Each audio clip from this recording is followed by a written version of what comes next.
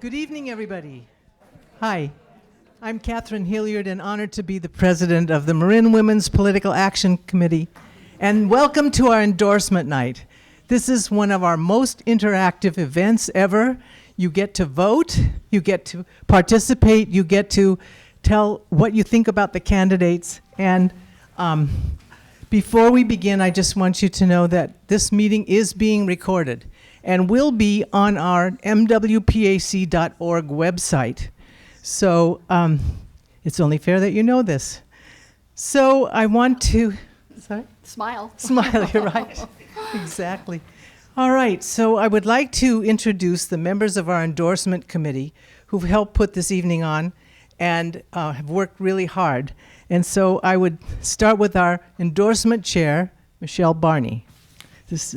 And Gina Brewer, who is here as a questioner, and Vicki Nichols next to her.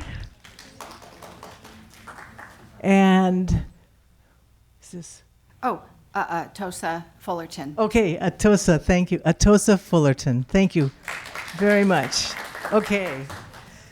And let's see. First of all, I want to tell you that if you were not able to vote this time because you didn't get your dues paid 30 days in advance, we have another endorsement night coming up for the November election. That's September 14th and 15th, and you will get notices. It'll be on the website, but we also will send it to you in writing so you have it in time. And it'll be right here, same thing. Okay, I want to welcome the candidates who will be participating tonight and thank them for joining us. We realize that we cannot endorse men, but we can support and It's called recommendation. recommend you. Yes. And we're really pleased to have you here. So thank you for coming. And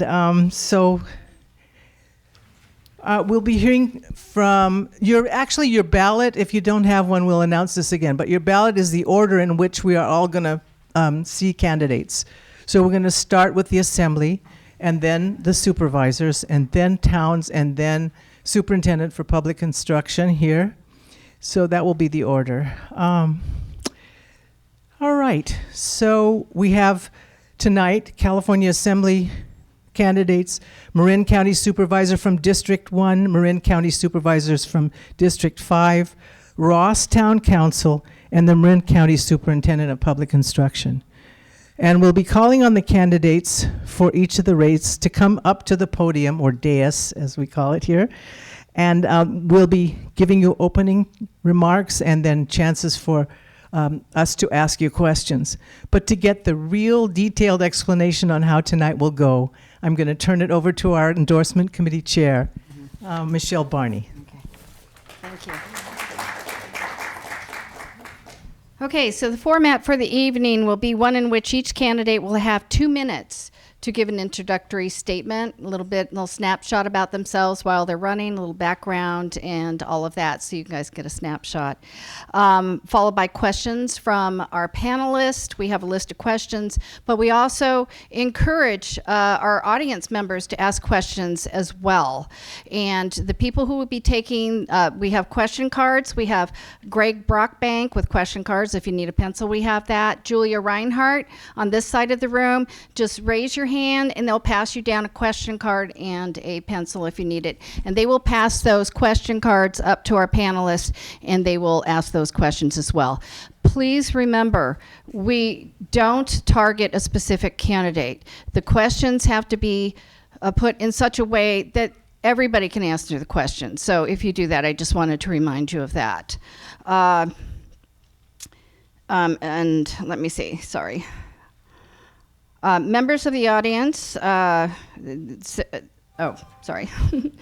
I didn't memorize this. I should have it memorized. Barbara Matas will be our timekeeper for the evening. We do run a really tight show because we want to make certain that everybody, all candidates, get a chance to answer, and nobody, more than another one. So Barbara will be our timekeeper. We give everybody 1 minute to answer each question. So please, candidates, pay attention to Barbara and the time card, but she'll be telling you when you're close to finishing whatever your introductory statement or your answer to the question is. At the end of the forum, MWPAC members who are paid up, so if you have a ballot, you know that you're one of those, we will be doing a caucus. And once that is done, all candidates and non-members will be asked to leave the chambers, and the members will caucus. They'll talk about the candidates in only positive ways and encourage people to vote for certain people. So that's what we do at that part. You're welcome to stay in the lobby if you want to wait until after the ballots are counted. Members may vote at any time. Both Greg and Julia you can give your ballots to them or to Catherine, who be at the back. She has the ballot box. So either one, you can give your ballots to them. But we do encourage people to stay, and give the candidates the respect to listen to what they have to say. I know we all favor somebody, but after the caucus, I know people who have changed their vote just because of, something that somebody says or after they listen to the candidates. So we do encourage people to wait to listen to all of the candidates before they check their ballot box. So we have different options. So you can vote for a particular candidate. There is one problem. I've been taking care of my 98-year-old dad, and I sort of missed a couple things. One of them is on the supervisor races on your ballot, it says vote for 2, vote for 1. Okay. So please do that. Somebody brought that to my attention. So that was, thank you very much. You can also vote to abstain. If you really don't know much about the candidates, just say I abstain. I really don't know that much about this to really give, to vote and give an opinion about this rate. If you don't like anybody, you can say I'm no recommendation or endorsement. So we give everybody choices, and those do count. So that's pretty much it for the evening, and want to thank the candidates, our members of our organization, for coming and watching. As Catherine did say, we are being videotaped, so people who aren't able to make it tonight will be able to see this as well. So they'll be able to, get an idea of who the candidates are. This isn't a real in-depth debate. It's more of a snapshot of the candidates. Hopefully some of them put their campaign materials out on the table in the back in the lobby, and you can take that, or you can talk to them in the lobby if you want. So thank you very much for coming, and we'll start the forum right now. First race that we're going to call to the dais is the candidates for the California State Assembly. Those candidates are Sarah Amanzada, Damon Connolly, and Ida Times Green, in alphabetical order. Okay. So if you could come up to the dais. And for the candidates, there's a little button. First of all, do not touch this little part, okay? The microphone picks up your voice very, very clearly, so no touching the little stem. You can turn, if you want to speak, you can push the middle button, and the green light will show that that the microphone is working, and if you want to turn it off, it'll turn it off and it'll turn red. So do not touch the stem. Okay, thank you very much. So the way we'll be doing it is each candidate, starting from my left to the right. We'll start with Sarah, and she'll be the first in the first round of questions. Then Damon will be the first in the next round of questions, so we just rotate that way. So once again, if you have questions, please raise your hand, and Julia and Greg will take your questions. We really encourage them from the audience, okay? Thank you. We'll start with Sarah. Would you like to give us a little information about yourself? Thank you. Thank you so much. I'm Sarah Manzada, and I'm running for Assembly District 12.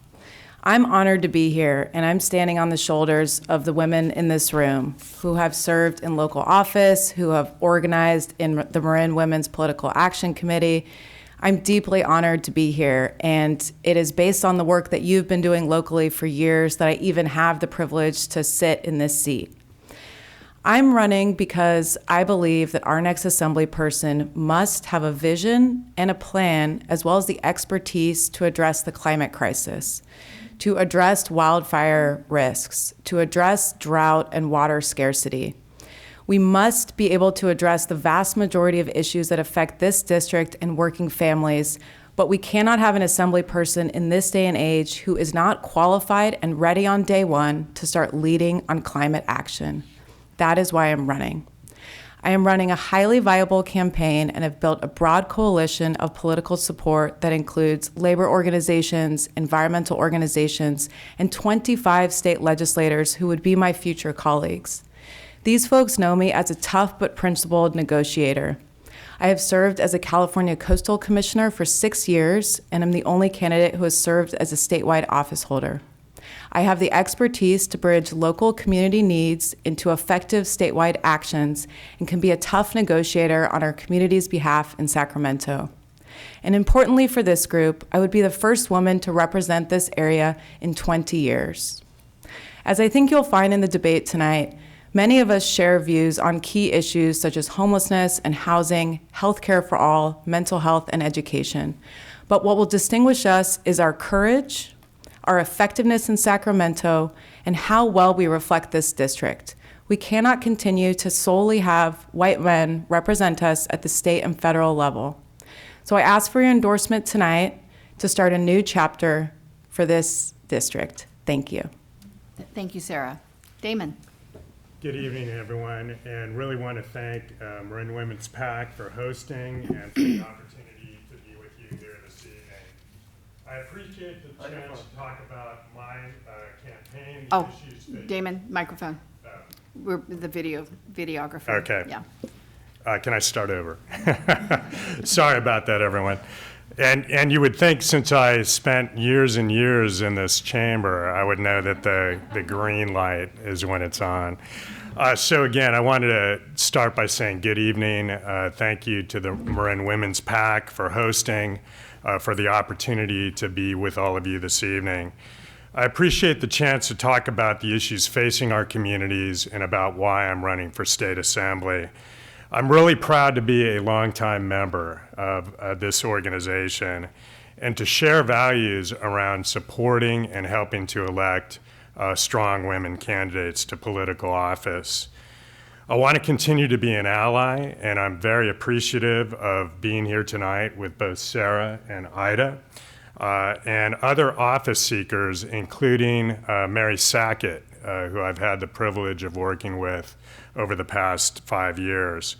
I'm running to be a local voice for our communities in Sacramento, and I bring 18 years of local community experience as a county supervisor representing San Rafael and as a city council member and school board member before that. I'm also a lawyer and mediator and a father to 2 daughters with my wife, Dawn.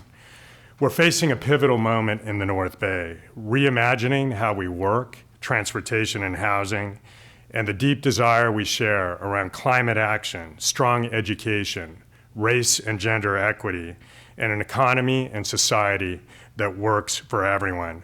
I know our communities, I identify with these values and the needs of residents here, and I want to bring these priorities to Sacramento and represent our communities. I'm particularly concerned about the fact that women's liberties are now under assault with a challenge to Roe v. Wade. I will fight to ensure that California is a sanctuary for abortion rights and women's reproductive health. We are building a strong campaign, and I'm very proud of the support we have from educators, labor, environmentalists, and others. And I look forward to the conversation tonight. Thank you. Thank you, Damon. Ida? Thank you. Good evening, everyone. As you heard, my name is Ida Times Green, and I joined this race because I believe that this election is crucial in so many ways, not just for our district, but for California. Skeptics say that I got into the race late, but I do not believe that for 1 minute. I have a unique perspective and a voice for change that we have not seen in formerly District 10, but now 12 before. So let me tell you just a little bit about myself. I'm a native of California, a longtime resident of Marin City proudly, and one of 5 children born to working class parents. I lived in public housing. As a child, I was part of the Marin City integration bus across town. After graduating from high school, I worked in the import-export business as a manager for a clothing manufacturing company, often traveling to major fashion hubs around the world. I also own my own micro retail business in Marin City that pushed to get Black businesses moving before we developed the town center down there. Some of you may know my mother, Betty Time. She was a longtime activist and public servant in Marin. I, too, felt the need to serve my community. I got my master's degree as an adult in social work. I currently work in that profession for the County of Marin, but that path interlinked me with my late husband, Edward Lee Boone Green, the founder of Marin City Boxing Club. And together, my husband and I, we started a nonprofit organization called One Kid at a Time. In doing that work, we brought together, is that my time? Yeah, if you could just wrap it up, that would be great. Thank you. I appreciate it. I just want to tell you that for the last 8 years, I've worked with the Sausalito Marin City School District, forging to bring together our communities after an injunction in our district to desegregate the district. Thank Okay, you. Thank you very much. Could you put the sign up top because the videographer can't see your? Of course, you can't see the candidate, so when we ask them. Oh, then just put it on the side. Just put it down. You guys know who we are. Beautiful logo, though, huh? Okay, thank you. Got the notice. All right. So questions from our panelists, and once again, if you guys, this is your chance to ask your questions. Think about, what you want our state assembly members to how to represent you or to think about the things that are important to you. So please don't, hesitate to raise your hands. Thank you. Gina. And once again, we'll do the rotating. Yeah. What can the state do to address homelessness by providing more long-term, low-income, or even no-income housing? What can you do as an assembly member to persuade other legislators and the governor to fund more housing projects? How long should we take? 1 minute. 1 minute each, yeah, sorry. Yeah. Yes, thank you for this question, and this is one of my top priorities. We have 3,500 unhoused neighbors in Marin and Sonoma counties in this district. We have to provide housing for these folks, and we know that housing first has not been a ubiquitous solution, and we have to provide bridge support in the interim. So I would continue to support Project Home Key proposals, as I did recently in South Alicio in my own neighborhood. I would advocate for additional funding for unhoused neighbors across the district so that we can get these folks off the street and give them support, which will also allow local businesses to thrive. I just want to say that I don't think purely the housing first approach in Marin has worked thus far, and we need to do more to acknowledge that and provide support in the interim. Thank you. Thank you. Damon? Thanks for the question. This is an issue I work on every day in my current job. And in fact, we have permanently housed over 400 folks in the last several years using Housing First. We actually have found funding for 3 Project Home Key sites and have shown courage in going forward with that, including the Larkspur site where we had nearly 1,000 opponents, but we felt it was a moral vote and we went forward. I will continue to find housing solutions and work closely with local communities on issues like the shelters that we need and interim supportive housing as well. We have encampments that we need to address. One of the big issues, of course, is mental health and finding solutions to that aspect of really what is going on our streets, pushing things like mobile crisis units, increased mental health services, as well as substance abuse services as well. These are things I work on every day and will continue to lead on. Thank you. Ida? So I appreciate the question, because 2 weeks ago, I had an opportunity to go into the homeless encampment in Sausalito. As I mentioned, I work as a social worker for the county of Marin, and so within that encampment, I was actually looking for one of my clients. Didn't find them. Went to the homeless encampment here in San Rafael. And the moment I stepped into the encampment, 3 people who recognized me came up to me. So I do know that homelessness is a problem, that we do have to do something to correct it. And there's a variety of ways to approach it. Yes, the Home Key project is wonderful. We absolutely need to have more projects like that. I do believe that ADUs and infill is great as long as they are placed within areas that is accessible to traffic. And in all of it, we certainly have to look at it being equitable. In that respect, we need to increase our work in housing people. Thank you. Vicki?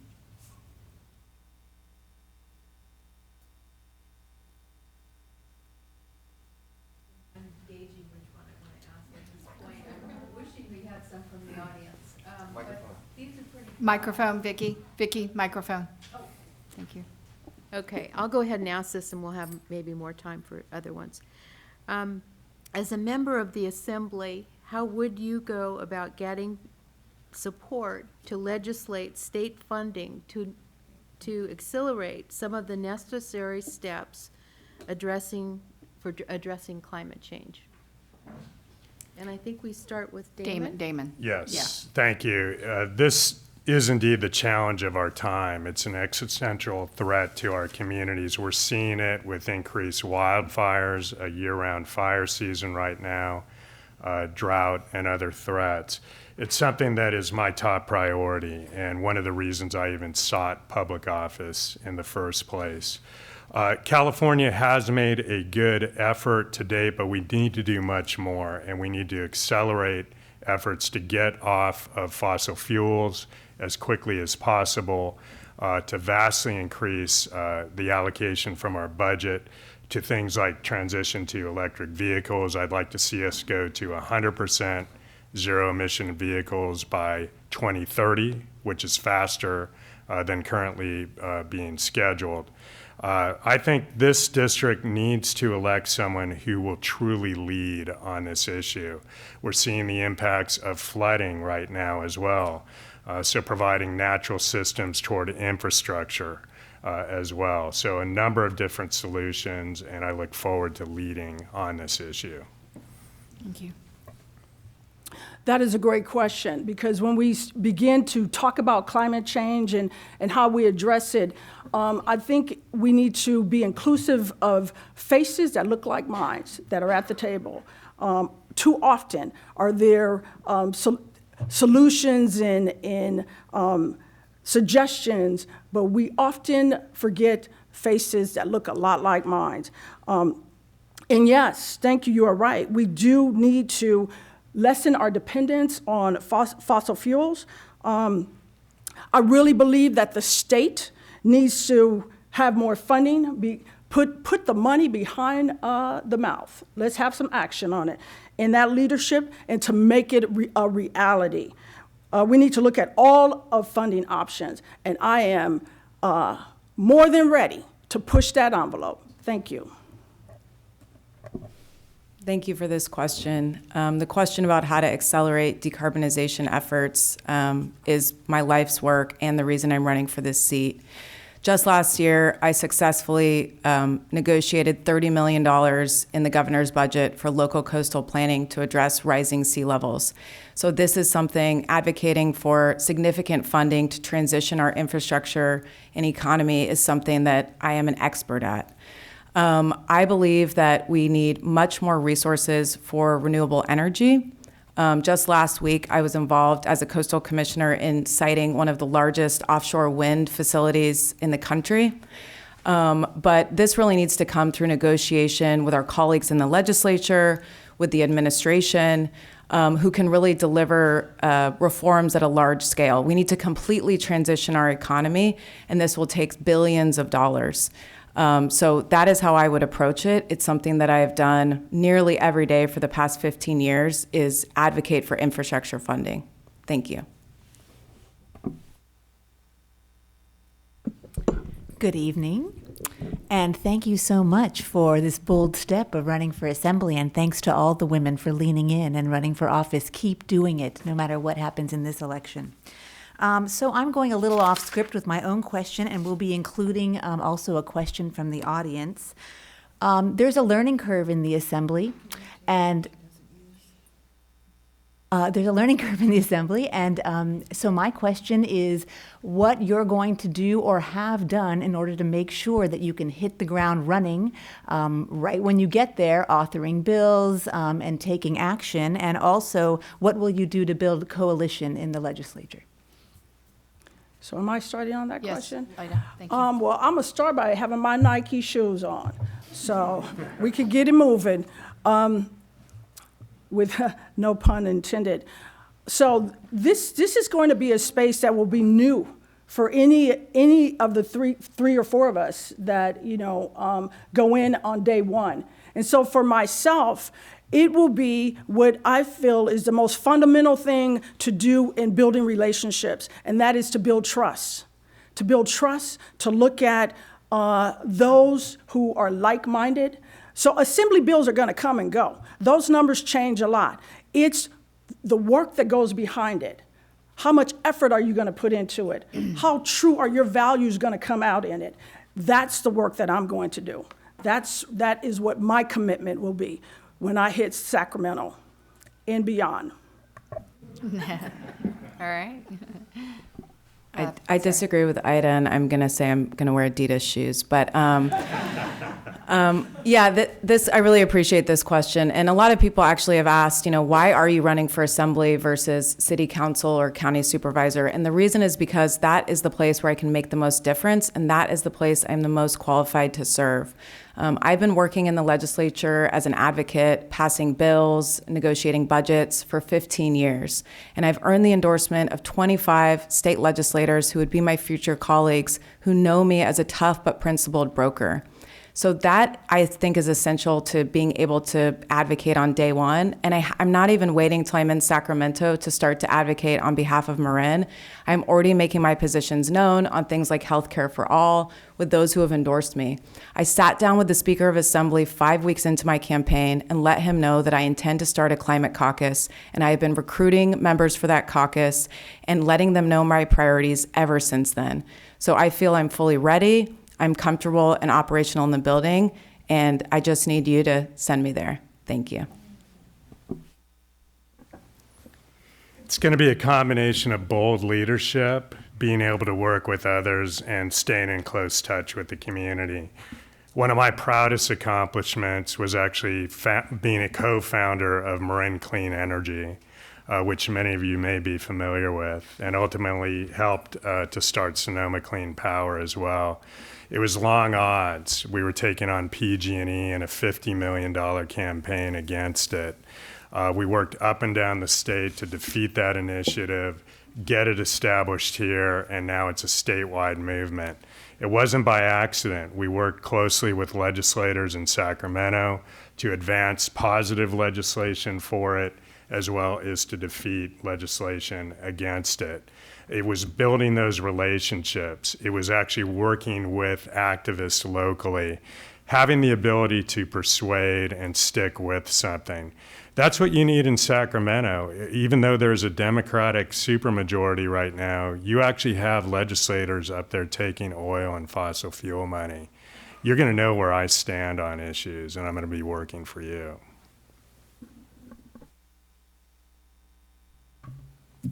Okay. What is the most courageous thing that you've done in public life? that possibly was hard to defend, but that was the right thing to do? Sarah? This is a really tough question. I think, I've served on the Coastal Commission for 6 years, and we meet monthly on some of the most controversial and important issues facing us on land use and water quality and environmental management. I don't know that I would pick one particular vote, but oftentimes as an office holder, you sit in a different place and have to consider potential litigation, environmental organizations on both sides, local leaders at all levels of government who are weighing in. And I feel proud that I've voted with the courage of my conviction in terms of what I believe is right, even when it's unpopular, even when I have good friends and allies disagreeing with the vote. So I won't pick one particular vote because it could come back in litigation, but that's a hard seat to sit in, and I feel comfortable. I feel comfortable standing up to pressure. I feel comfortable voting my conscience and voting based on science. Thanks.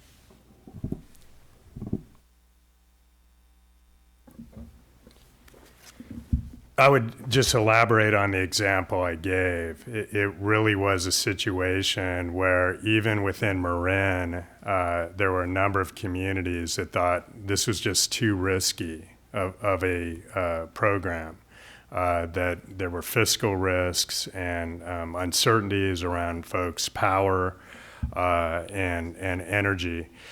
We really had to dig deep and build the coalitions and really look statewide for support as well as locally. We built coalitions and we got the support we needed. We worked through the financial issues. We persuaded folks. What you'll see with me throughout my career is I'm willing to take on the tough fights. There have been many instances where I've started as the one vote on a 4-to-1 vote and have been able to turn it around and convince folks to my position with community support and with persuasion. So I think probably one of the most difficult things for me would be to step into public office, because you are so very public. And my background in social and civic justice does not always bring friendly outcomes. I've been faced with a lot of adversity, a lot of folks that are overly opinionated, and I completely get it. I get it. I just went through a desegregation order. Here we are talking about desegregation in the county of Marin in the 21st century. Yes. And so believe me when I tell you, that was not an easy crowd to deal with. However, we coming together. We're coming together. As a Black woman in America, it's not always easy, but that's okay, because what I do have in me is drive. I'm ready to drive.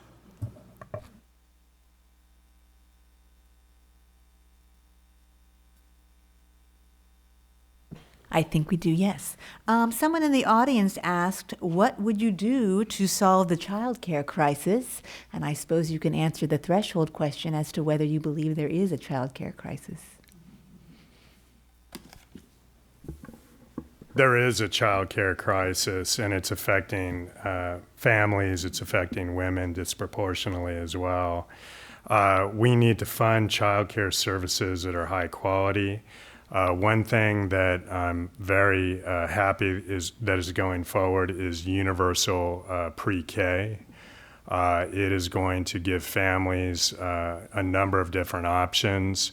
Part of that could be through our existing public education system. Part of it could also be opportunities for nonprofit providers as well.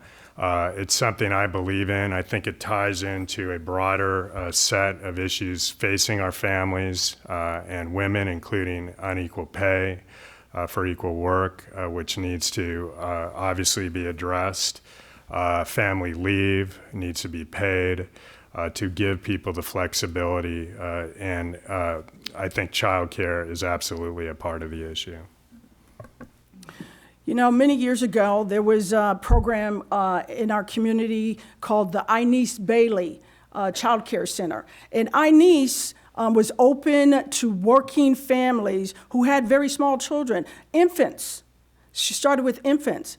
And, you know, today, for us to have the question of what will we do to improve childcare and childcare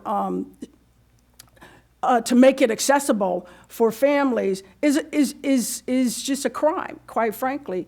We should do everything possible to make sure that it happens. Women who want to go back to work should be able to do that, as well as men who take care of small children. And I am so happy that universal child care is being discussed. It needs to happen. I would put all efforts behind making it happen. We need more Inez Bailey centers within Marin County and beyond. Thank you for this question. And, you know, issues like this are one of the reasons that I think having representation of young moms and working parents, sorry, I should say mom of a young child. I don't consider myself a young mom. But I saw some raised eyebrows, so I just want to address that right away. But that's one of the reasons that we really need working parents at decision-making tables, because we are seeing women leave the workforce in droves, whether it's for childcare or elder care. That's come up even tonight.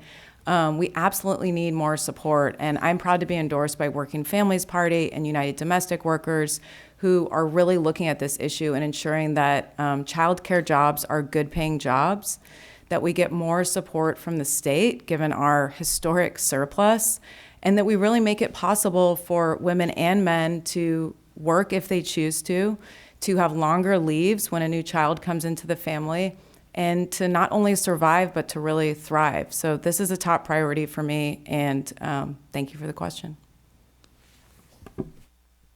Thank you very much, candidates. Appreciate your time. I think that was a wonderful expose of the candidates. So thank you very much.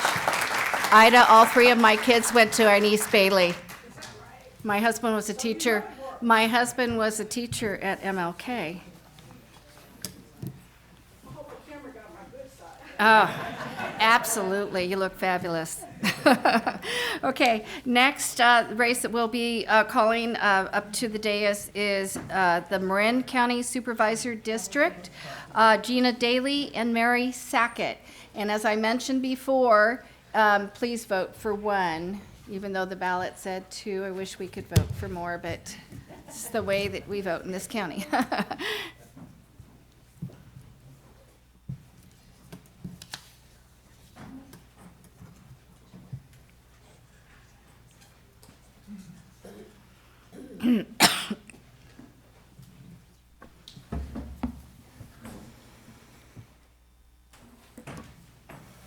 So we will start with Gina.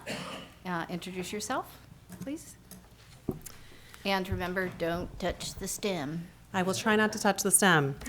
Thank you so much for having me. I'm Gina Daly, and I'm running for Board of Supervisors for District 1. The past 2 years have shown us that today's challenges require fresh ideas, a willingness to ask new questions, and the capacity to discover the opportunities in our challenges. I want to serve as your next Board of Supervisor because I love this community. My husband, Kieran, grew up in Lucas Valley, and we moved here 8 years ago, which was as soon as we were able to afford a house in Marin County. I got involved at the local level as soon as we moved here. I became president of the Terra Linda Homeowners Association for several years. I served on Santa Fe's Wildfire Prevention Committee. I was appointed by our former mayor, Gary Phillips. And that was formed in right after the devastating Paradise Fire, where we put a lot of things in place to try to protect us from being the next Paradise. As a trustee for the Santa Fe School Board, I've seen firsthand the impact of the pandemic on our children. I've worked tirelessly to address learning loss and mental health challenges, but I've also learned that the issues we see in our children in the classroom, it doesn't just stop at the classroom. Issues of affordable housing, food insecurity, equity are all bigger than what happens in our schools, and we need action at the county level. As the mom of a 5-year-old and 3-year-old, I'm deeply concerned about the future of our children, and I want to be able to show tangible progress on these issues by the time they graduate from high school. These issues aren't unique to Marin County, and I will use my 20 years of experience at the federal and state level to try to break down some of the silos that we see on these issues. Through this experience, I can bring additional resources to the county and work collaboratively with others to make durable solutions. It would be my honor to serve our community full-time as a Board of Supervisor. The opportunity to serve the community I love while my kids grow up is really what's so exciting about this for me. Thank you for having me here tonight, and I look forward to your questions.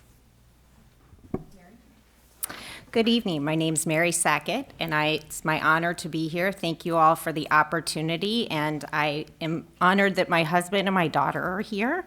It's great that you all have paved the way for 11-year-old girls to watch women sit up here. So thank you for all that work. I was practicing law with a small law firm in Tiburon, and when we first moved to Marin County 20 years ago, and I got involved with the organization Big Brothers Big Sisters, where I was matched with a little girl named Stephanie who was 6 years old. She lived in the canal. She was chronically unhoused. I frequently picked her up and all of her things were on the street. She had a really hard time getting down the street to her school at Bahia Vista.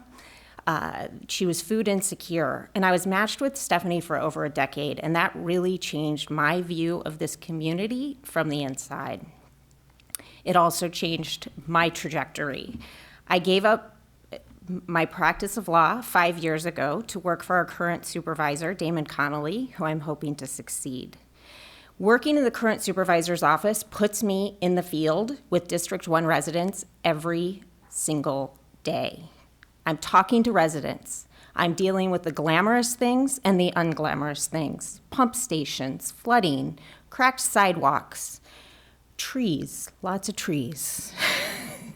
These are the things I deal with every day, working with each of our homeowners associations and each of our neighbors. By running for this office, my goal is to uplift people in this community and to learn from people who've lived here longer than I have and share their experiences. I will give the microphone to people at every opportunity, in particular our immigrant communities and our people of color. This is reflected by my broad base of supporters who include not only the Filipino community, but many Latina activists. My goals in this community, in this race, are to address the climate crisis, address head-on our affordable housing situation by building additional housing in our communities, and to really dig in on public safety, including our droughts and wildfires. It would be my honor to have your endorsement in this campaign. Thank you. Always a reminder, if you have questions, please raise your hand to Greg or Julia. Thank you.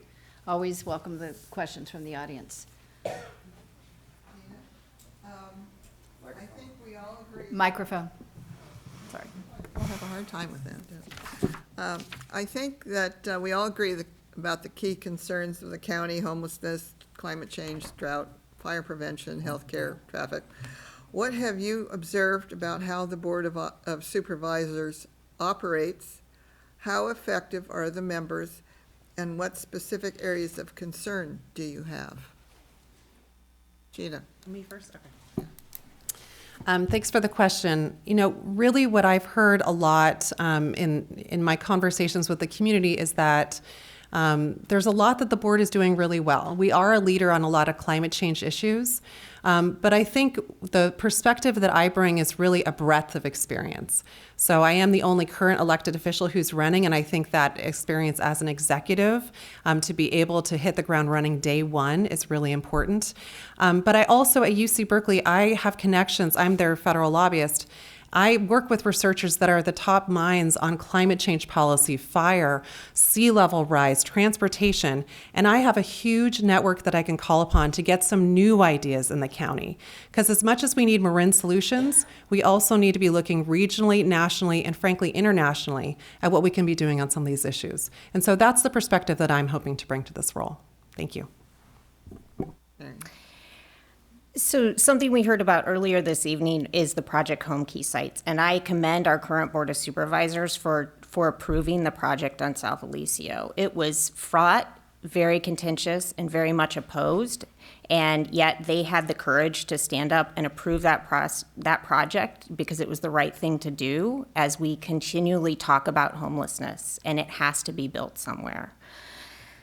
The concerns that I have as far as the current board and government in general are a complete lack of trust in public government across the board. And I don't think that's unique to Marin, but it's something that's incredibly concerning to me. I think many of us in this room who are working in public service are doing it for the right reasons, but we oftentimes miss that the public doesn't trust us, no matter what we're saying. And so I think there's a lot of work to be done and especially because we lost so much communication and in-person eye-to-eye contact through the pandemic, we just have to rebuild relationships and trust with each neighbor one at a time.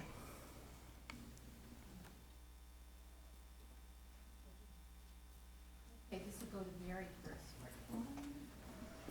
Do we have any questions from the audience? That would really augment our choices. Thank you. Thanks. All right.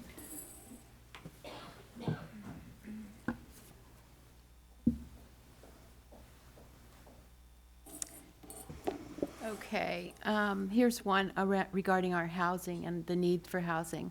In addressing housing needs, how will you advocate for equitable distribution of new developments across all the districts in Marin? Well, a very long meeting last night was on this very topic between the Planning Commission and the Board of Supervisors. And District 1 is taxed with a disproportionate amount of the housing allocation from Marina.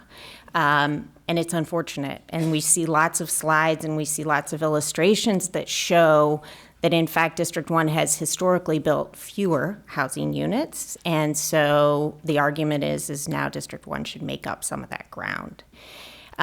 It's difficult because there's not a lot of opportunities and places for housing to be built within this county, so I don't think anybody wants to see all the housing go to West Marin.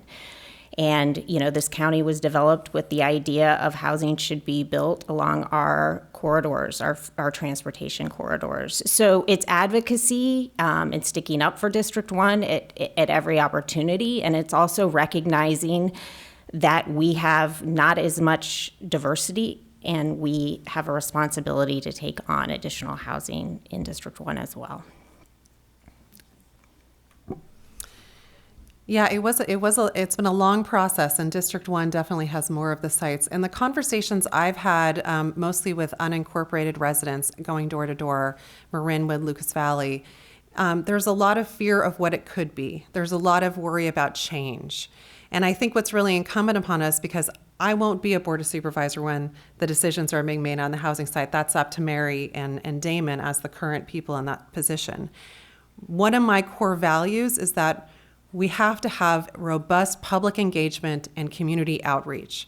As we see streamlining from Sacramento, a lot of that is actually taking away the local voice in the process. My background working for Senator Feinstein for most of my 20s, you have to be willing to have an uncomfortable conversation. Change is hard. Change is difficult, and especially as Sacramento is telling us we don't have to have those conversations, it's actually even more important to have those conversations.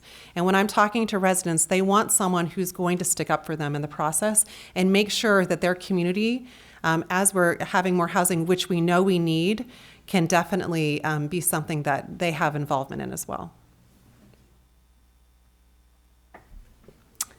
Next question. What would your priorities be if you were to be elected as a supervisor? And where do you think that the board may be wrongly focused at this time? And what do you think you'd want to continue doing that the board is currently doing as a supervisor? Yeah, well, I agree mostly with the overall priorities of the current Board of Supervisors, whether it's climate change, housing, homelessness, economic post-recovery. Where I think I would differ is really in my approach. So because I actually have the same background as our county administrator, Matt Heimel, we both have a master's in public policy. I went to Berkeley, he went to Harvard. I'm able to do my own analysis of any proposals and programs that happen. And for example, when we see things like the rental assistance program, where a lot of the residents that needed that funding were not receiving that funding because of the way that it was structured, and we did not figure out a way to help those people, that would not happen under my watch. And the reason for that is I have the analytical skills to, first of all, make better policy from the beginning, the network that I have in Sacramento and DC. But once the policy is passed, making sure that the people that most need that funding, most need that help, get it. And I will fight every single day to make sure that the people that need that help will get it. And so I just don't see that political courage on some of the issues to date. I think the biggest issue facing the county right now is decreasing the amount of disparity countywide. And in order to, a lot has been done, and now we've got to look at what steps can be taken. And there's an additional amount of funding that is now coming from the board that has been allocated in order to address the disparities within county government and without. My approach to this is to work with the community who is most impacted. Work with our neighbors who are in this county who are suffering at the expense of those of us who have the opportunity to own a home and have an opportunity to have our kids go to a good school and with bike and walking access. It's not talking to those folks. It's not talking to Sacramento. It's not talking to DC. It's talking to our neighbors who live in multifamily housing to say, what do you need? It's talking to our residents in the canal to say, what do you need? You have the microphone. Tell us what you need, and we'll work with you as a partner. Thank you.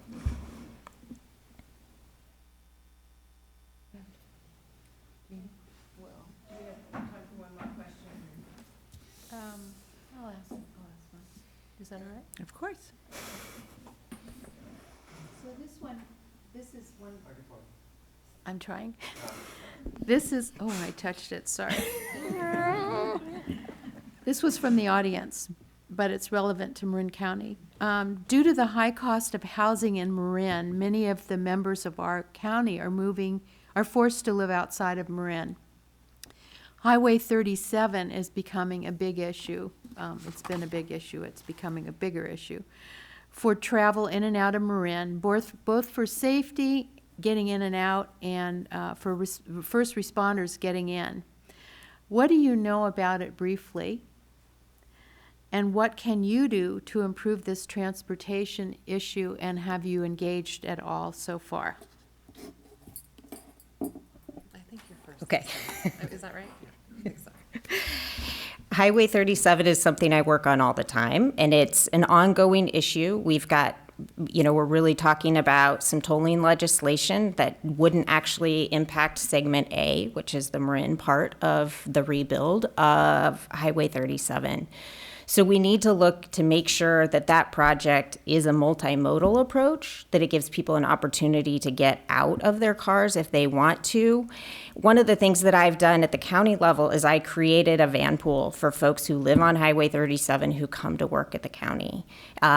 It was complicated. It was not easy, but I was continually bringing people together to find folks within county staff whose work schedules matched so that they could commute together, got a vehicle so that they could do that, and it really improved lives, that people had an extra hour and a half of their day to just sit in the car and relax rather than being gripped behind the wheel. So it's a project that's big, it's grand, I hope it happens and is built in my lifetime. I'm not totally convinced that it will, but I think it's an ever-growing problem that we're gonna deal with, as we know, with flooding, with levee breaks. And ideally, if I had my druthers, there would be a train track that went alongside of it. Well, as someone who used to commute over Highway 37, my first job for University of California over a decade ago was actually as UC Davis's federal lobbyist. So I'm all too familiar with the flooding and the traffic delays that happen on Highway 37. I know that there are ongoing conversations, especially with Mike McGuire's office. We obviously have the bipartisan infrastructure bill that just passed in Congress, which is a once-in-a-generation investment in our highways and built infrastructure. Part of what I can bring to the table is actually do work with our local partners, but also understanding how that money will flow down. And a lot of Highway 37, the flooding is because of sea level rise. We need to do some restoration work to help create some natural barriers. And frankly, we have to have enough infrastructure funding to be able to rebuild it. So I can use my experience as a federal lobbyist, as someone who has worked at multiple levels of government, the breadth of experience that I bring to this role to be able to address that issue. Thank you. Thank you.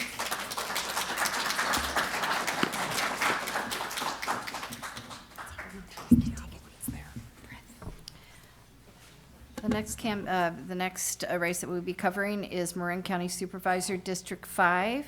I'd like to welcome Eric Luken and Kevin Morrison.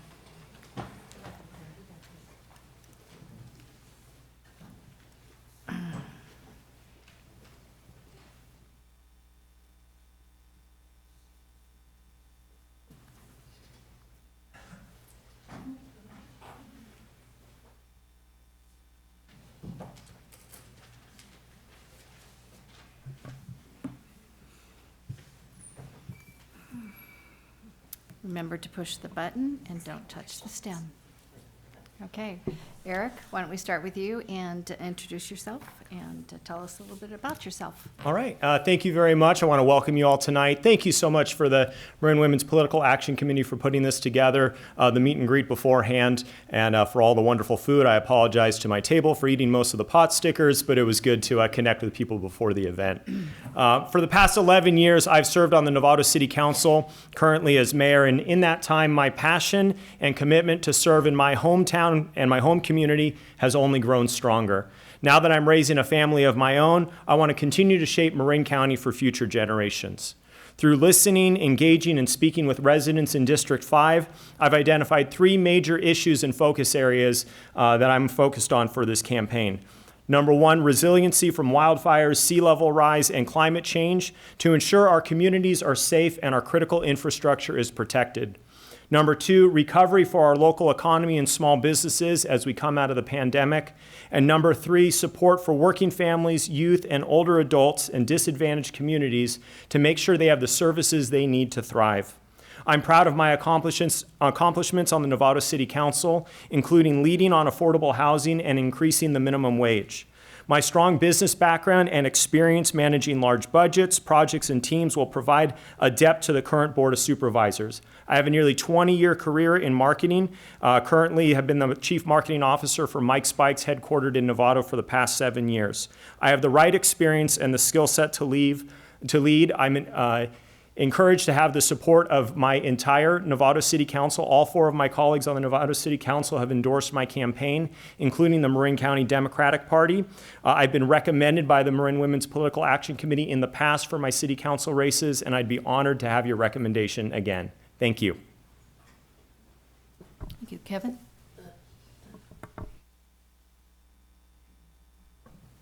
Green. Hey, everybody. Thanks for having me.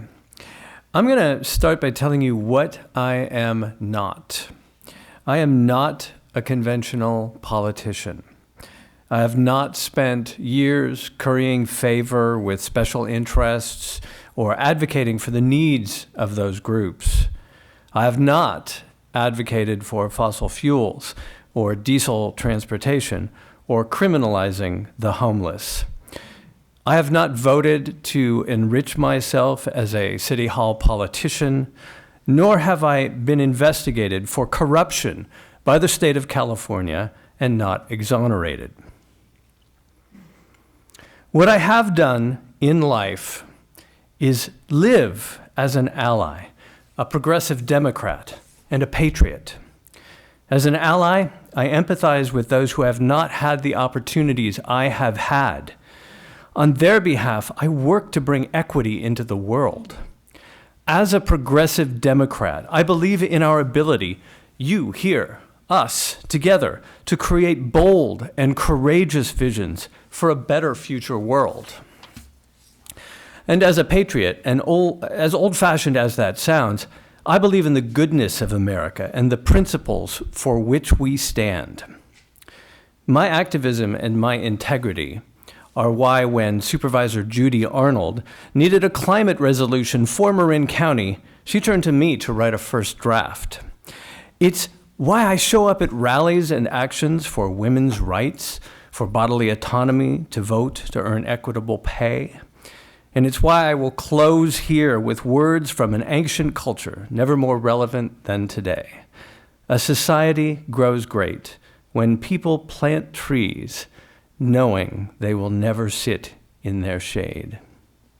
I look forward to planting trees with you. Okay. Eric, are there projects that the board wrongly focused on, in your opinion? And what have they done right? When I look at the current Board of Supervisors, I think we have a really strong Board of Supervisors here in Marin. Yes, there are some projects in the past, whether it was accounting software or certain technologies they tried to introduce. I also think looking back at the rental assistance program, there have been several flaws with that system that has both affected tenants and landlords. So I do think those are some areas that could have taken a little bit more attention, but it's always easy to Monday morning quarterback. I think some of the things that I would bring to the Board of Supervisors that would round it out, part of it comes with my business background and business experience, which I think is a voice that has been missing from the Board of Supervisors for some time. And then secondly, as a father of 2 young children, as I mentioned, I think we've got a great Board of Supervisors, but it's been a long time since there's been a member on the Board of Supervisors that is raising a young family and has young kids. And I think that's a voice that I hope to bring with some of the issues that I look to focus on as well. Thank you.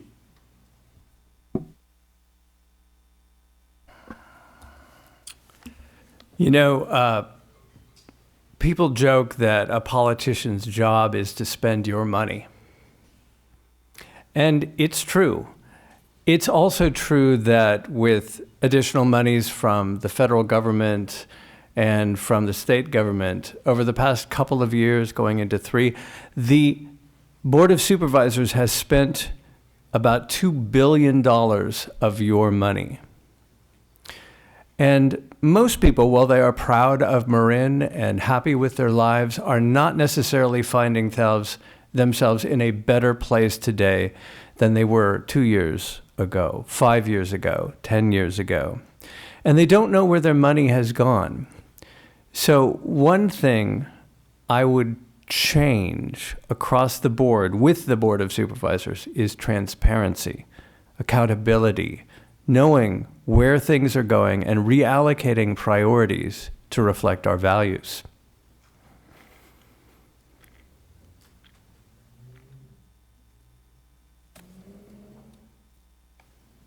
There we go. I think it's to Kevin this time first. We can do it with Keith if we want. I'm sorry, Kevin. Excuse me. Okay, I'm going to combine 2 so we get double action here, but these are related to housing, and we asked the other candidates about housing. In addressing housing needs, how will you advocate for equitable distribution of new developments across all districts in Marin? And secondly, what new specific concrete actions will you have the county take to house residents experiencing homelessness? So I guess you can answer the first and then give your method if you have one so far. Alrighty, housing and homelessness in 1 minute. Here we go. Let me correct a misperception about Novato. Novato is not a leader in affordable housing. We built 0 deed-restricted, very low-income affordable housing units last year. We built 1 the year before. We built 3 in 2019. That's in the city of Novato. And housing is a city issue. It is one of those things that as a county leader, I will be able to say, look, let's get together and figure out how to solve our problems. and also how to start with affordable housing, how to make sure that the $2 billion that the county spends gets spent equitably, building housing and building housing in the right places. In terms of homelessness, let me just say one thing. We have 154 shelter beds in Marin County, and we have 1,500 homeless people. Let's start there. Let's do the math. I'm an English major, but let's do the math and start there. Thank you. Novato in District 5 absolutely is and has been a leader in affordable housing in the county for many years. There are more affordable units in Novato than any other city in Marin, and I'm proud of that accomplishment I've had as a Novato City Council member. I think it's important anytime we're talking about affordable housing that we remember that a single individual in Marin making $100,000 a year qualifies for affordable housing, and a family of four making $150,000 a year qualifies for affordable housing. We absolutely need to be building more housing. Novato has been a leader and will continue to be a leader. I've even heard people say, Novato, District 5, they've done their fair share. Let's start spreading it out. I disagree with that, and I think if we've been a leader, let's continue to lead. With regards to, how are we getting people out of homelessness and into homes, one of the things that we did in Novato is we realized there was a bottleneck with case managers. There was funding available through vouchers. In many cases, there were units available, but there was a bottleneck in the case manager load. So we, as a community, funded a program to fund those case managers so we can get people into housing.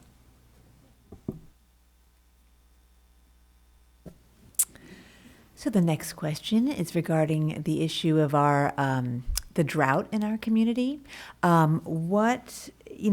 may be no end in sight to the drought.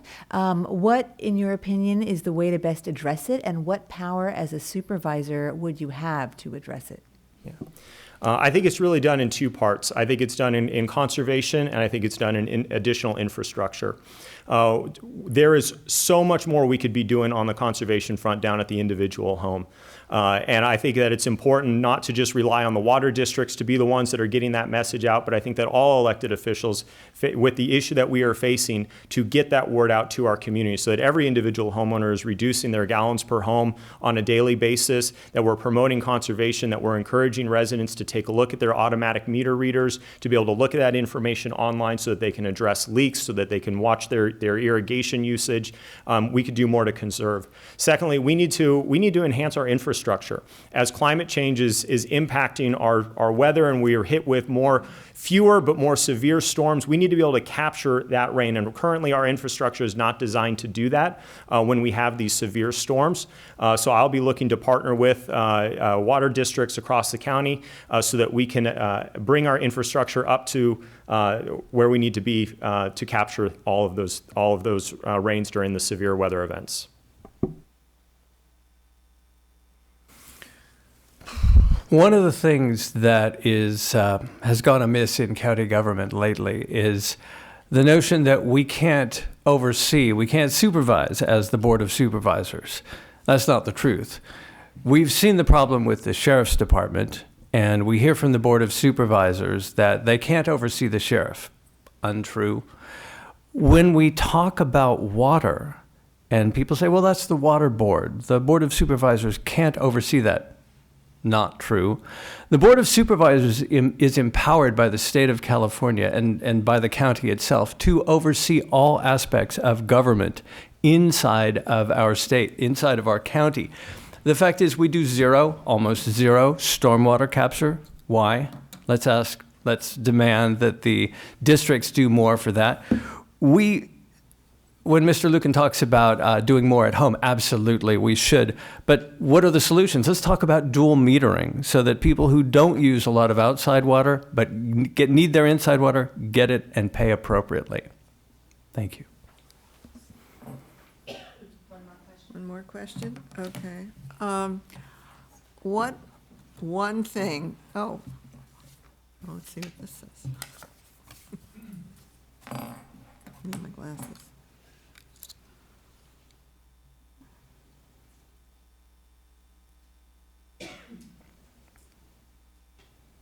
Okay. Marin is behind, you can agree or disagree, many communities in the county having access to broadband internet. What would you do to help us catch up? Eric. I think it's me, or it could be Keith. Oh. What is he? Okay.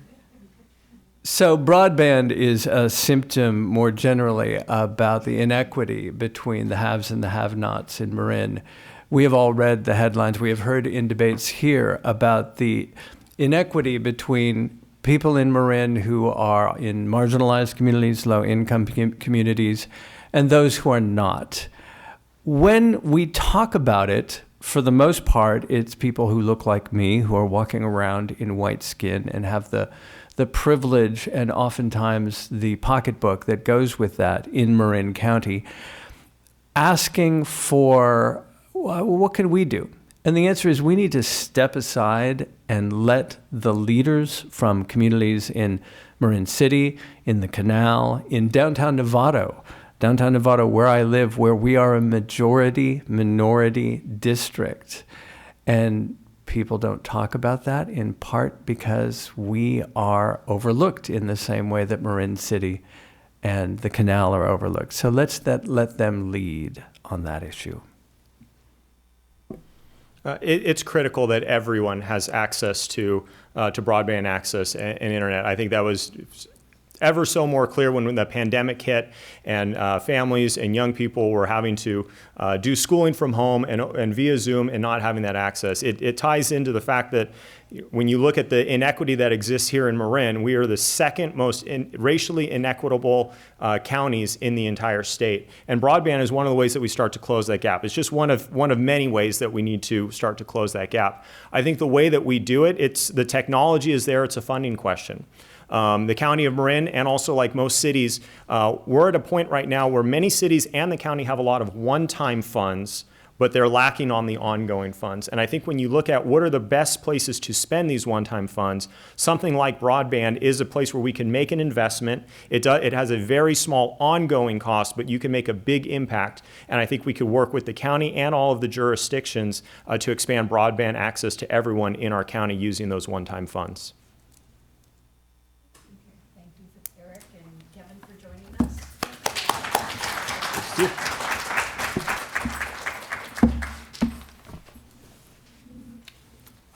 The next race we'll be covering is the Ross Town Council. Just a little side note on this.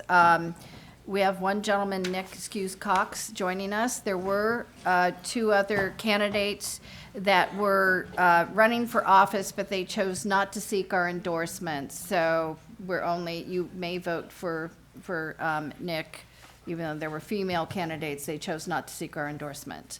So, and that happened in a couple of the cases, of the races as well. Not everybody sought our endorsement. Welcome, Nick. Michelle? Yeah. It's not necessarily our endorsement. I'm sorry, recommendation. Well, I'm sorry? it wasn't that they weren't accepting. One of them said they weren't accepting any endorsements. And the other one said that, I don't know what the exact story is, but in other words, they're not here, they're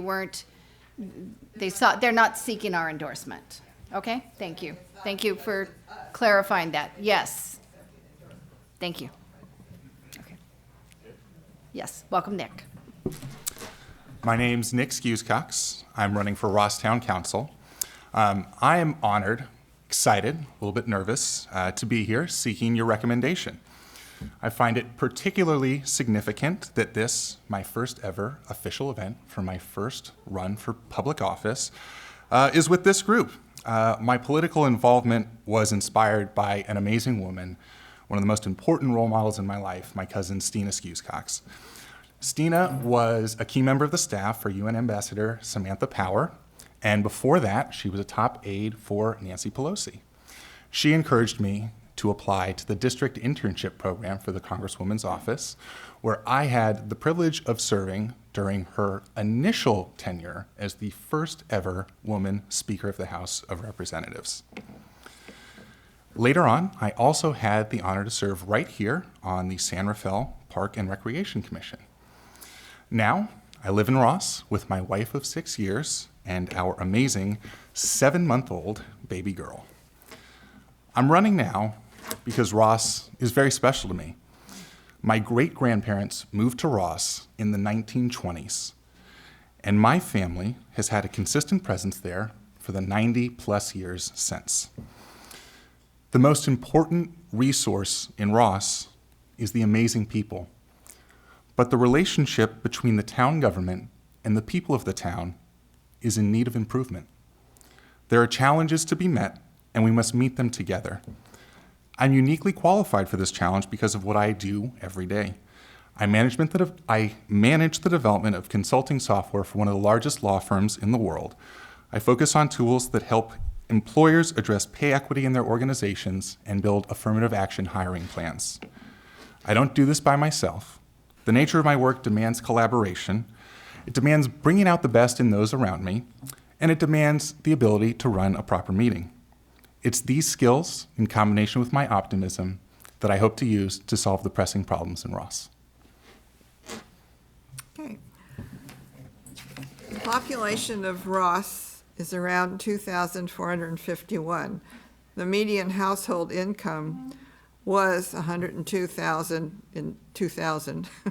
I think the general impression of Ross would indicate much higher income per household. There are some renters in town. The schools are Branson and Ross. What are people in Ross concerned about? Incidentally, affordable housing is the top issue that I have encountered when talking with the people in Ross. There's a new requirement from the state government, and Ross needs to build 111 new affordable housing units in a town of 800 homes. This is a problem that requires, again, it demands collaboration with the people of the town. ADUs are part of the solution, but there's going to need to be other projects, and I think that a more collaborative relationship between the people of the town and the town government is going to be critical in creating more affordable housing in Ross.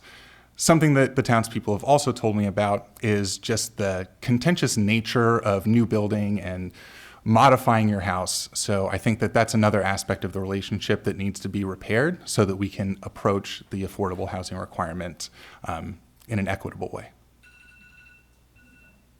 Nailed it on that one.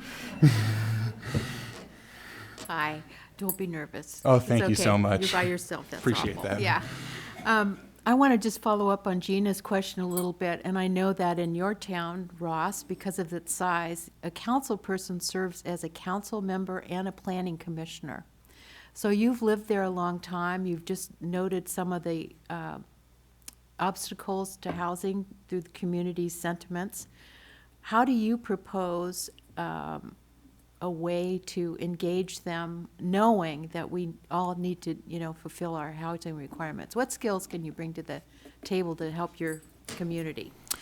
Again, it's this requirement for affordable housing, I think, is going to be primarily met by people constructing ADUs on their property. So I think that making that process less painful, people are, their skin crawls when they talk about having to go in front of the town council sometimes, because it's just a contentious, it's an adversarial experience that they have. And I really just don't think that it needs to be that way. I'm super nervous, but I'm also a very optimistic person. And I want to approach these solutions together. And if people are going to come forward and they're going to want to participate and be a part of the solution, I want them to find a willing partner in someone like me. Hello. As you know, Ross has a general plan. Are there any changes you would like to see to that plan, or what would you do to see differently than currently exists? So I think there's certain aspects of the general plan that have gone unfulfilled so far. I think that Ross underutilizes, again, the resource of our people. And I think an increased use of task forces and commissions that are made up from people who are not on the town council has a very important place in part of the general plan. I think also a greater focus on undergrounding of power lines. It was something that was built into the general plan it's now almost 15 years old, and there's been very little progress on that front. So that's another initiative that I would like to see fulfilled in collaboration with the town council and the people of the town.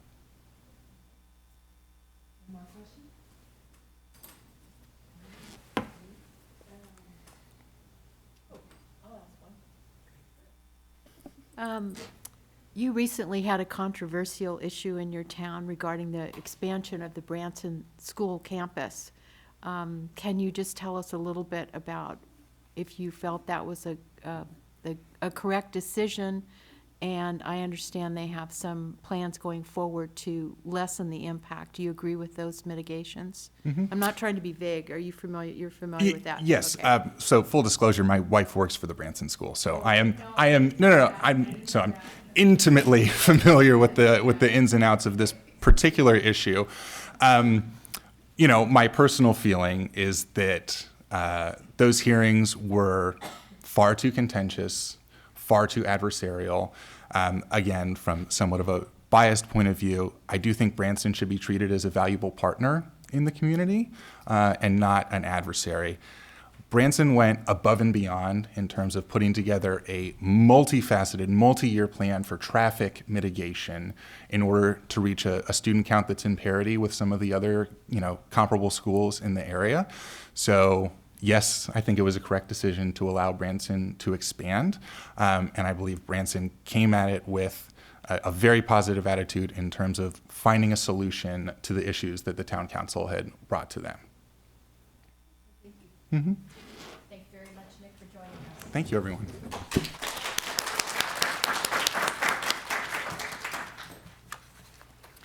Next race we'll be covering is the Marin County Superintendent of Schools.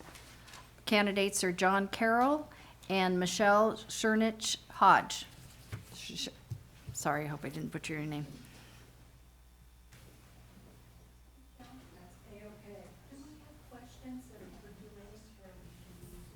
Any questions about the superintendent race that you would like to give Greg or Julia?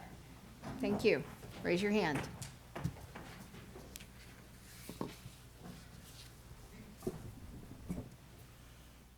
Okay, Michelle, would you like to introduce yourself, please? Yes, thank you. Hi, I'm Michelle Cernich Hodge, and I am here to ask for your support as your next Marin County Superintendent of Schools. I am the only woman candidate, and I hope that you'll agree that our next county superintendent needs to be a woman as the key and top educational leader for the county. I am here because I answered a call to action by teachers, and most of our teachers are women.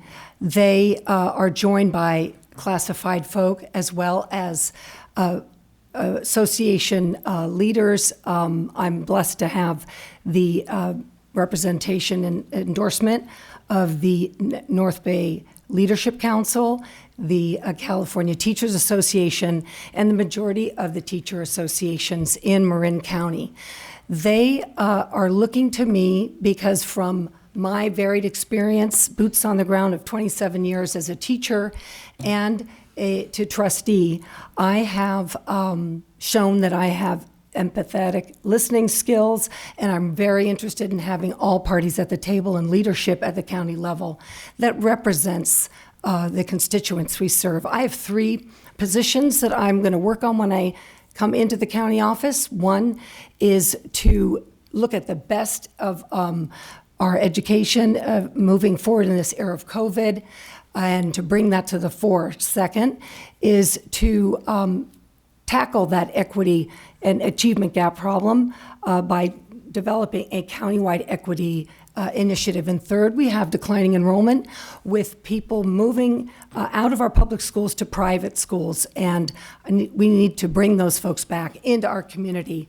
So I'm asking you tonight to please join your teachers and classified employees here in the Marin County and support someone with a new vision for inclusive leadership where collaboration and cooperation are done with all parties at the leadership table in Marin County. Thank you. Hi, can you hear me okay? Green, all right, thank you. I'm John Carroll. I am running for Marin County Superintendent of Schools as well. And I am not a woman, but I do thank the organization for inviting me here tonight. And I hope that I can, I realize that I'm probably not eligible for the endorsement, but I would like to let you know a few important things. I've been a school administrator in Marin for a very long time. I've been a Marin educator, including classified employee. I was a yard duty special education teacher's aide. I was a teacher for a long time. I was also a teacher in inner city schools in Richmond and also in Vacaville.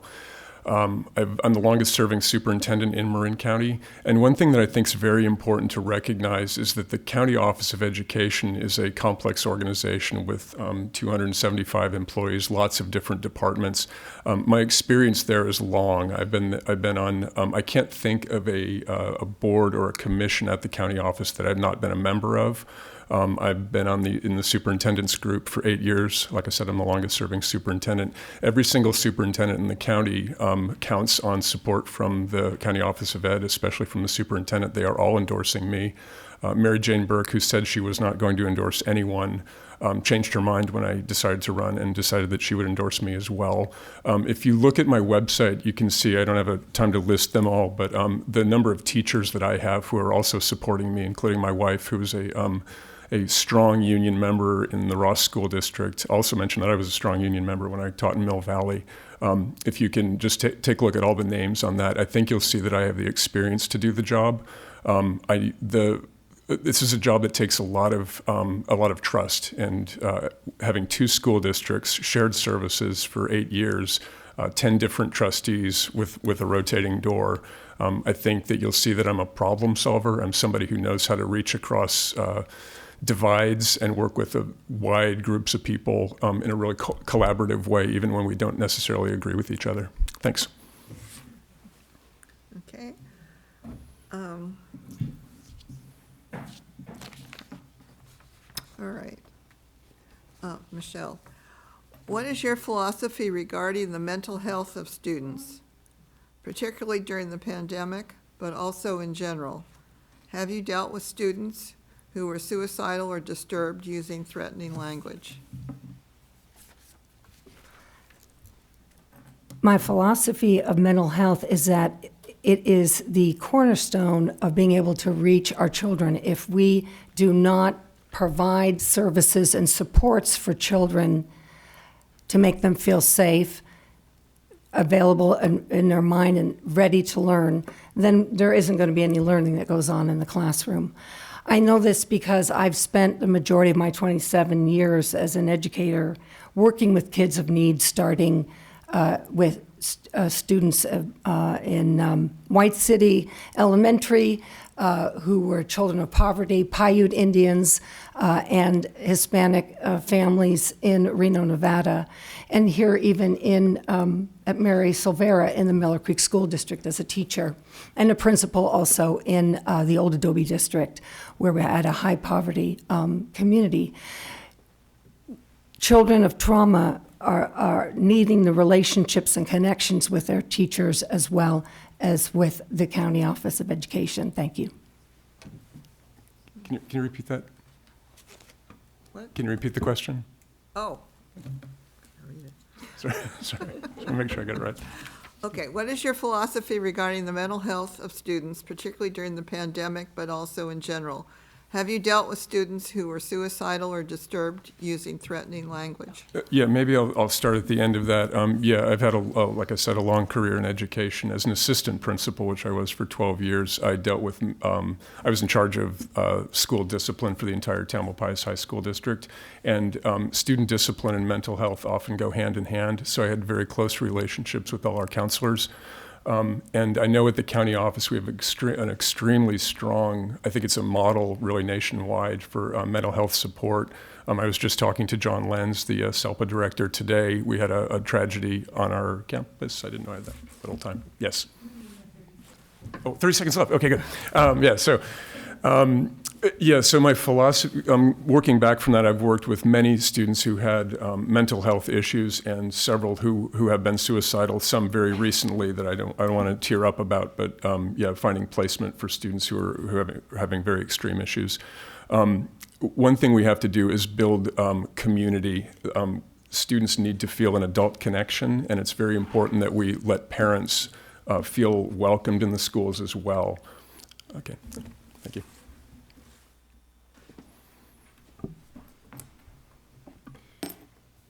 Hi. I'm going to go ahead and tell you this one anyway. I think we're good on this. Do parents of special needs children have to surmount hurdles to get the help they need in the Marin school system?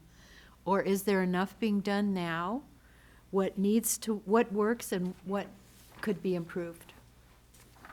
And I think it is, okay, John. Me first? Okay.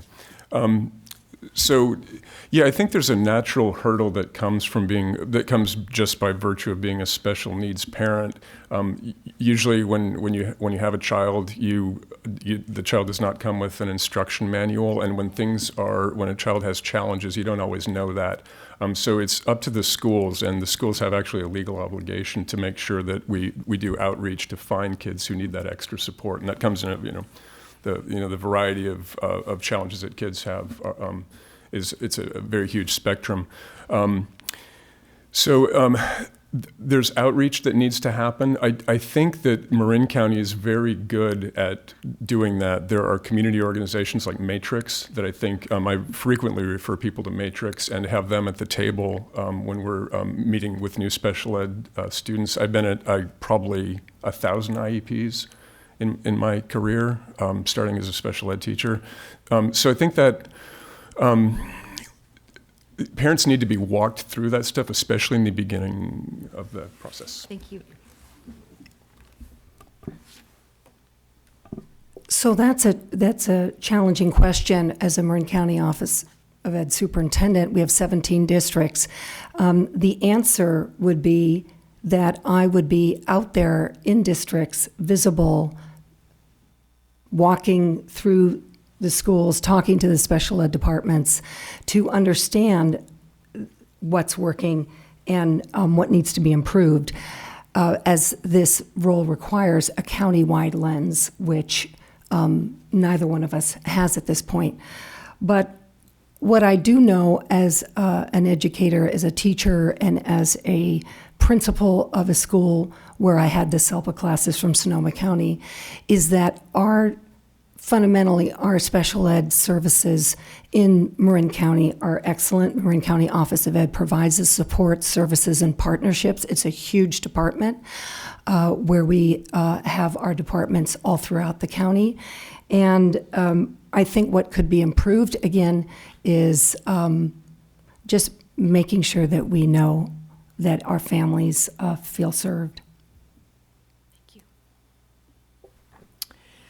The next question is, we've had our current superintendent for a very long time, and what will you do differently than our current superintendent? What fresh new idea might you have? Well, I spoke to that in my opening remarks. I think that we need a new superintendent for a new era in public education. We need to work on three things right away, and one is to bring the best of public education to the fore. What I mean by that is communicate what's working, have shed a bright spot on all the offices and services of the Marin County Office of Ed. Many people I talk to have no idea what the county office does.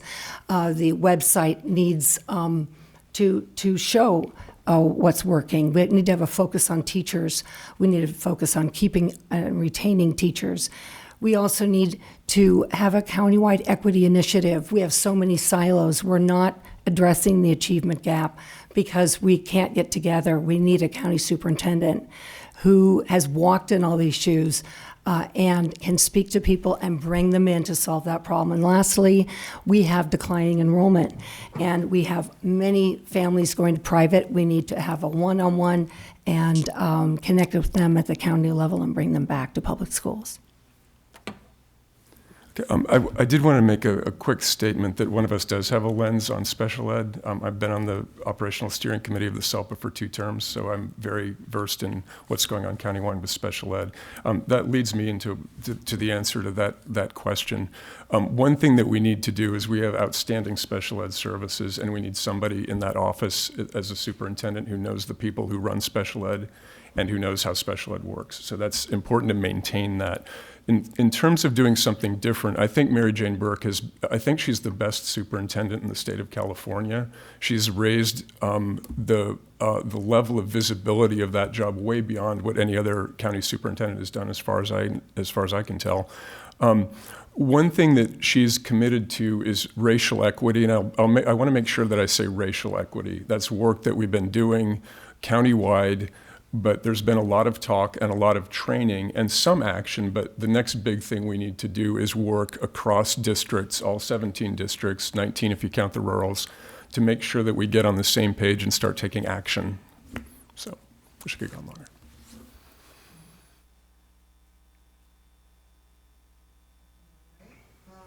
One more question.